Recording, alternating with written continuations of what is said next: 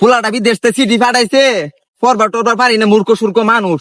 দেখি সিডিটা কারে দেয়া পরান যায় নাকি। টাঙ্কি আমার বইরা গেছে পানির চড়ে। মাতিদা কি করতাছ? গাড়ি চালাইতেছি দেখেন না। হ্যাঁ কিছে হ্যাঁ ভূতার নিকে বইছি আমি না এরা ফুচি দিতেছুন আমার টুনটুনি শরম পাইছে কিছে।